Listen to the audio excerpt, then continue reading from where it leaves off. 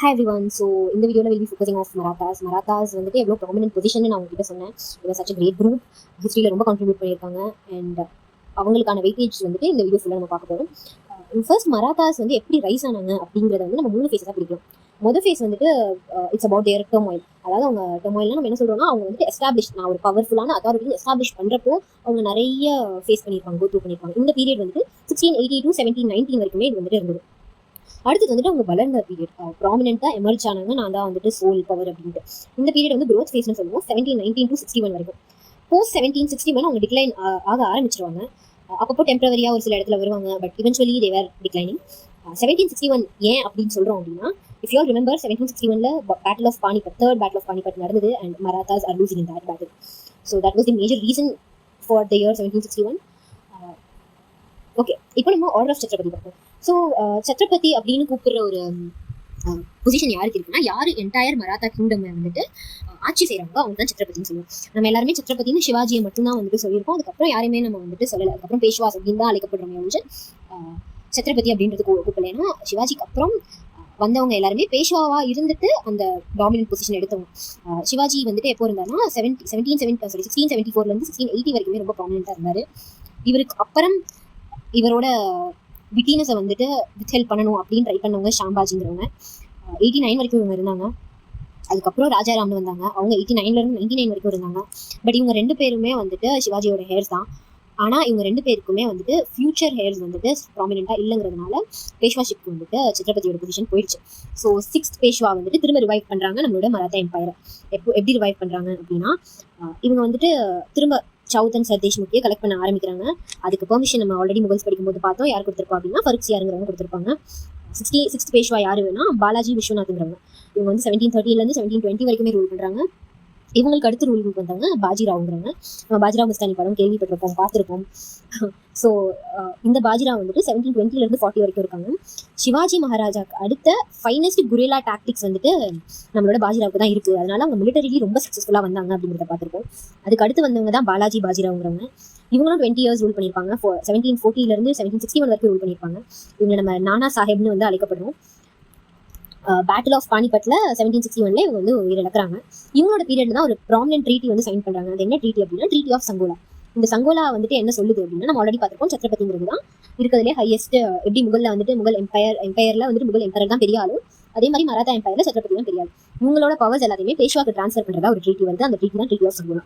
1750 sign ஆகப்பட்டது. பாலாஜி பாஜிராவுக்கு அப்புறமே வந்துட்டு நம்ம மராத்தா எம்பையர்ல வந்துட்டு ரொம்ப பவர் ஸ்ட்ரகிள் பார்க்க ஆரம்பிச்சிடலாம். அதுக்கப்புறம் செகண்ட் இம்பார்ட்டன்ட் திங் வந்துட்டு பாலாஜி பாஜிராவ் பீரியட்ல என்ன நடந்ததுன்னா, 1752 பேக் வித் முகல்ஸ். முகல் வந்துட்டு 1752 அஹ்மத் ஷா வந்து ரூலிங்ல இருந்தாங்க. அவங்களும் இங்க இருக்க பேஷ்வா, அதாவது பாலாஜி பாஜிராவும் சைன் பண்ணப்பட்ட ட்ரீட்டி என்ன அப்படின்னா, நம்ம வந்துட்டு மராத்தாஸ் வந்துட்டு முகல்ஸை ப்ரொடெக்ட் பண்ணுவாங்க. எதுக்கு? In return of south of north western provinces and Agra and Ajmer. இந்த 3 இடங்களுக்குலையும் மராத்தாஸ் வந்துட்டு சவுத் கலெக்ட் பண்ணலாம். சவுத்னா என்ன நம்ம ஆல்ரெடி சொல்லியிருக்கோம், 25% of revenue for Marathas to not invade those states. அதுதான் வந்து சவுத். அதை கலெக்ட் பண்ணலாம் அப்படின்ற ஒரு கிராண்ட் வந்து முகல் வந்துட்டு மராத்தாஸ்க்கு தராங்க. மராத்தாஸ் இன் ரிட்டர்ன் முகலை வந்து ப்ரொடெக்ட் பண்ணுறாங்க. அதாவது அவ்வளோ பெரிய எம்பையரை வந்துட்டு it began so down that emerging states have to protect that state.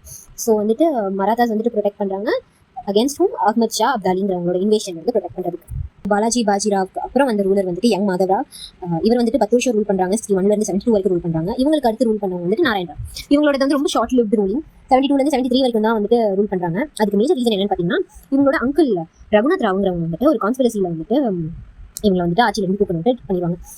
So அப்போ வந்துட்டு ரகுநாத் ராவ் வந்துட்டு ரூலர் ஆகணும் அப்படிங்கிறதுக்காக நாராயண ராவை வந்துட்டு எடுத்துருவாங்க. ஸோ அதுக்கப்புறம் நாராயண ராவுக்கு அப்புறம் அவங்க வந்துட்டு ரகுநாத் ராவா இருப்பாங்க. பட் இவருமே ஒரு வருஷம் தான் ரூல் பண்ணுவார். 74 இவரோட ஆட்சியும் கொண்டு. ஏன் அப்படின்னா, நானா ஃபட்னவிஸ்ன்றவங்க வந்துட்டு commander of army battle of பானிபட்ல அப்படின்னவங்க. இவங்க வந்துட்டு எப்படின்னா ஒரு நல்ல ஆளுமை திறன் உள்ளவங்க. மோஸ்ட் ஆஃப் த ஒர்க் வந்துட்டு இதுக்கப்புறம் நீங்கள் பார்ப்பீங்க, அடுத்த ரூலுக்குலாம் வந்துட்டு உங்களோட ரோல் எவ்வளோ ப்ராமினென்ட். இவர் வந்து ஒரு பிஎம் மாதிரி அந்த அளவுக்கு ஒரு பொசிஷன் இருந்தது. அண்ட் அவர் வந்துட்டு நாராயண ராவ் வந்து கொண்டுட்டு ரகுநாத் ராவ் ஆட்சி வந்ததுனால அவர் ஒரு கான்ஸ்பிரசியில் ரகுநாத் ராவ் வந்துட்டு தூக்கிடுவார். ஸோ அதனால இவரோட ரூல் வந்து ரொம்ப ஷார்ட் லிவ்டாக இருக்கும். இவருக்கு அடுத்து இன்ஃபேண்ட் மாதவராவ்னு வருவாங்க. 74 95 வரைக்குமே இருப்பாங்க. பட் இவர் வந்துட்டு சூசைடால இருந்து போயிடுவாங்க. ஏன் அப்படின்னு கேட்டோம்னா, நானா ஃபட்னவிஸ் நான் சொன்னல, இவங்க வந்து ரொம்ப சின்ன குழந்தையிலேயே வந்துட்டு பேசுவாங்கனால இவங்களுக்கு பெருசாக வந்துட்டு எந்த ஒரு திறன் இருக்காது. ஸோ அதனால ரொம்ப கண்ட்ரோலிங்காக இருக்க வேண்டிய ஒரு கட்டாயத்தில் வந்துட்டு இருந்தார். ஸோ அந்த இதில் வந்து டூ மச் ப்ரெஷர் வந்துட்டு நம்மளோட இன்ஃபேக்ட் மாதவரால் ஹேண்டில் பண்ண முடியாமல் eventually சக்கம் to decide to suicide. So இதற்கு அடுத்து வந்துட்டு பாஜிராவ் 2ன்றவங்க வந்திருக்காங்க. இவங்க வந்துட்டு 96 இருந்து 18 வரைக்கும் ரூல் பண்ணிருக்காங்க. அதுக்கப்புறம் நம்ம வந்துட்டு நிறைய பிரிட்டிஷ் பாலிசிஸ் பார்ப்போம். டாக்டர் ஆஃப் லேப்ஸ்லாம் வந்துட்டு எப்படி மேல் ஹேர் வந்துட்டு இல்லைனா வந்துட்டு அந்த டெரிட்டரி பிரிட்டிஷ்க்கு போதும், அதே மாதிரி தான் அடாப்டட் ஹேர் இருந்தாலும் அந்த டெரிட்டரி வந்து பிரிட்டிஷ்க்கு போயிடணுன்ற ரூல்ஸ்லாம் வந்திருக்கும். Bajirao 2 was an adopted child. So அதுக்கப்புறம் British will eventually take away. And Bajirao 2ஓட இன்னொரு இம்பார்ட்டன்ட் கான்ட்ரிபியூஷன் எங்க பார்ப்போம் அப்படின்னா 1857ல ரிவால்ட் நடக்கும்போது Kanpur group of rebellious people வந்துட்டு he was the one who was leading. அது நம்ம அந்த டைம்ல வந்துட்டு we'll explain that in detail. மராத்தாஸோட ரைஸ் வந்து நிறைய ரீசன்ஸ் இருக்கலாம். அதுல ப்ராமினன்ட் ரீசன்ஸ் வந்துட்டு அவங்க கேவல்ரி வந்து பெருசா வச்சுக்கல. நான் வந்துட்டு 100 ஆர்மி மென் வச்சிருக்கேன், 200 ஹார்சஸ் வச்சிருக்கேன், 200 எலிஃபென்ட்ஸ் வச்சிருக்கேன் அப்படிலாம் எதுவுமே வச்சுக்கல. they had a very light cavalry, but what they were strong was guerrilla tactics. So அவங்கள மாதிரி கொரில்லா டாக்டிக்ஸ் வந்து யாராலுமே பண்ண முடியாது. It was their strong hold position. அதுக்கப்புறம் அவங்க பிரிட்டிஷ் அகேன்ஸ்டா லூஸ் பண்ணதோ இல்லை பானிபத்தில் லூஸ் பண்ணதோ எல்லாத்துக்குமே காரணம் அவங்களால கொரில்லா டாக்டிக்ஸ் வந்து டிப்ளாய் பண்ண முடியலங்கிற ரீசனாலே தான் மெஜாரிட்டி ஆஃப் த லூசிங்ஸ் நடந்ததே தெரிஞ்சு அவங்க எங்கெல்லாம் கொரில்லா டாக்டிக்ஸ் யூஸ் பண்ணாங்களோ they are the best out of it. And அதை தாண்டி they had the strongest navy. அதாவது சிவாஜி 1774-80 அந்த 4 வருஷத்துலேயே வந்துட்டு ஃப்ரெஞ்ச் ஹெல்ப்பை வாங்கி கிட்டத்தட்ட 200 ஷிப்ஸ் வந்துட்டு வச்சிருந்தாருன்னு சொல்றாங்க. 1664 1674 வந்து 200 ships by an empire is such a huge thing, and he had that. and coastal areas எல்லாம் வந்துட்டு ஃபோர்ட் கட்டி வச்சிருந்தாங்க. ஸோ இந்த மாதிரி வந்துட்டு they had very strong naval power.